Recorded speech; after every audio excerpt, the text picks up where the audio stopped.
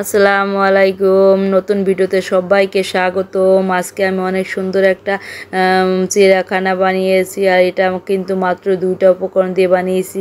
একটা উপকরণ হচ্ছে কেলে, আর একটা তো তোমরা বানানোর সময় দেখতে পাবে। ছোট বন্ধুরা, তোমাদের জন্য সুন্দর একটা খেলনার আইটেম নিয়ে এসেছি, আর এটা কিন্তু নিজের হাতে বানিয়েছি। তোমরা কিন্তু খুব সহজে এই ভিডিও দেখে নিজে নিজে শিখে নিতে পারবে। খুবই সোজা কিন্তু, আর খুবই কিউট লাগছে কিন্তু দেখতে, অনেক সুন্দর হয়েছে। কিন্তু তোমরা এই ভিডিও দেখে সাথে সাথে শিখে নাও, তাহলে খুব সহজে এটা বানাতে পারবে। আর এই জিনিসটা কিন্তু খুবই ভালো লাগছে, খেলার জন্য কিন্তু খুবই সুন্দর একটা আইটেম ছোট্ট বন্ধুদের জন্য।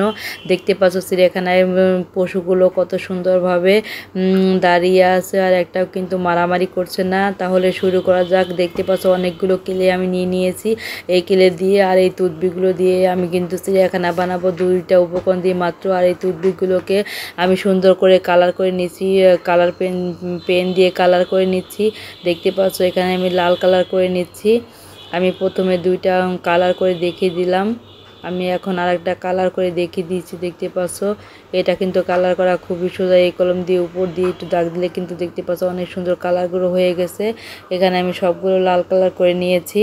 এখন আমি এই দুইটা কালারে কেটে নিয়ে এখানে চিড়িয়াখানা বানিয়ে নেব। দেখতে পাচ্ছ প্রথমে আমি এরকমভাবে কেলেটাকে লম্বা করে নিয়েছি, তোমরা ঠিক এইভাবে করে নেবে। তারপর আমি ঠিক হাত দিয়ে যেভাবে করে এইটা কেলেটাকে শেপ দিয়ে নিয়েছি, তোমরা এইভাবে করে চারকোনা করে একটা শেপ দিয়ে নেবে। দেখতে পাচ্ছ ঠিক এইভাবে করে তোমরা এটাকে শেপ দিয়ে নেবে, আর নিচে কিন্তু একটা কাগজ দিয়ে নেবে যাতে কেলটা লেগে না যায়। এরপরে এই রং করা কাঠিগুলো এর উপরে আস্তে আস্তে করে একটা একটা করে বসিয়ে দেবে, একটু ফাঁকা ফাঁকা করে।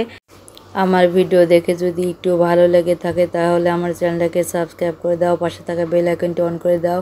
তাহলে আমি যখন এই ভিডিও আপলোড করব সবার আগে তোমাদের কাছে পৌঁছাবে। আর আমার চ্যানেলে কিন্তু অনেক সুন্দর সুন্দর নতুন নতুন ভিডিও আসতে চলেছে। আর যারা যারা লাইক দিতে ভুলে গেছো তারা প্লিজ এখনই একটা লাইক দিয়ে দাও। সবগুলো কাঠি কিন্তু সুন্দরভাবে আমি কেলেটার উপরে দাঁড়া করে দিয়েছি।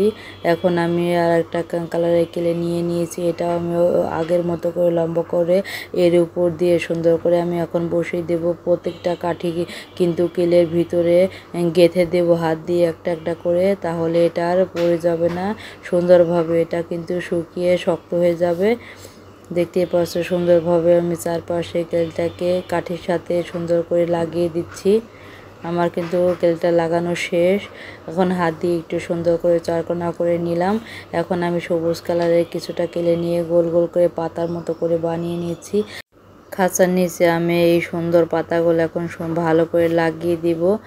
দেখতে পাচ্ছ পাতাগুলো ঠিক এইভাবে বানাতে হবে। পাতা বানাতে কিন্তু খুবই সোজা। এখন আমি নিচে পাতাগুলো লাগিয়ে দিলাম। এখন আমি আরও 5-6টা পাতা বানিয়ে সুন্দর করে পাতাগুলোকে এভাবে লাগিয়ে দেব। দেখতে পাচ্ছ পাতাগুলো কিন্তু লাগিয়ে দিয়েছি আমি খাঁচার সাথে, আর দেখতে কিন্তু খুবই ভালো লাগছে। খাঁচার সাথে ফুল গাছ একটা অসাধারণ দৃশ্য কিন্তু। এর উপরে এখন আমি গাছের ডালটাও লাগিয়ে দিয়েছি, এর সাথে আমি ফুল বানিয়ে লাগিয়ে দেব। এজন্য ডালটা আমার লাগানো শেষ। এখন আমি ফুল বানাচ্ছি, হলুদ কালারের ফুল বানিয়ে লাগিয়ে দেব। এজন্য আমি হলুদ কেটে নিয়ে ছোট ছোট করে কেটে গোল গোল করে নিয়েছি। এখন 5টা গোল একসাথে মিশিয়ে আমি ফুল বানিয়ে নিয়েছি, আর একটু করে মাঝখানে দাগ কেটে এবং সুন্দর করে নিয়েছি। দেখতে পাচ্ছ ঠিক এইভাবে ফুলগুলো তোমরা বানিয়ে নেবে। তারপর আমি ফুলটা লাগিয়ে দিলাম খাঁচার সাথে। খাঁচার সাথে ফুলটা লাগালে কিন্তু খুবই ভালো লাগবে দেখতে, আর খুবই সুন্দর হয়েছে কিন্তু খাঁচার সাথে কিন্তু অনেক সুন্দর ফুল। দেখতে পাচ্ছ কতটা কিউট লাগছে দেখতে, অনেক সুন্দর হয়েছে কিন্তু। এখন আমি খাঁচার এই পাশের ফুলটা একটু লাল কালার করে দিয়েছি, দেখতে একটু বেশি ভালো লাগবে এজন্য। এখন আমি খাঁচার মাঝখানে সুন্দর করে আমি পছন্দের পশুগুলোকে সুন্দর করে ডেকোরেশন করে দিচ্ছি। দেখতে পাচ্ছ প্রথমে আমি বাঘটাকে দিয়ে দিলাম, এর উপরে আমি আরও কয়টা পশু আমি সুন্দর করে দিব। এখানে আমি 4-5টা পশু সুন্দর করে সেট করে দিয়েছি। সিংহ দিয়ে দিয়েছি, জেব্রাও দিয়ে দিয়েছি। তোমরা তোমাদের ইচ্ছা মতো কিন্তু পশুগুলোকে দিয়ে নিতে পারো।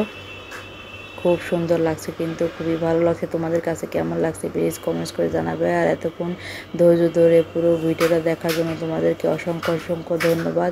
এভাবে সব সময় আমার ভিডিওর সঙ্গে থাকবে আশা করি। অনেক সুন্দর হয়েছে কিন্তু।